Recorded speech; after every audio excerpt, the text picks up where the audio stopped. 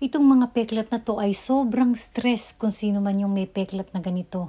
Talagang ayaw natin lahat na talagang meron tayong peklat na makikita kasi para tayong may mga kurikong ano. Pero guys, itong share ko sa inyo ay napakagandang source ng pagpapaputi ng mga peklat at mga siko at lahat ng maitim sa inyo.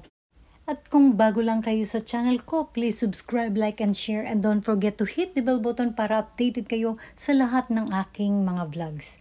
Sa tatlong ingredients, olive oil, turmeric powder, at ang lemon.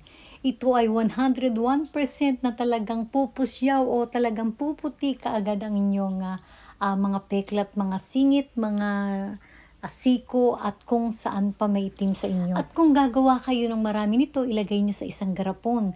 At bago kayo maligo, 30 minutes before ay maglalagay na kayo nito talaga. Itong kombinasyon na to ay talagang makapit sa ating kutis. Kung babalawan niyo to ay lagyan nyo ng baking soda ang inyong sabon. So madali kagad siyang matanggal at ito ay makakatulong pang baking soda sa pagpaputi ng ating mga kutis. Gusto mo ba yung magandang resulta? Gawin mo ito twice a day para talagang 3 days, 4 days ay talagang makikita mo na talaga ang napakagandang resulta. So thank you so much guys for watching and see you to my next vlog. Bye!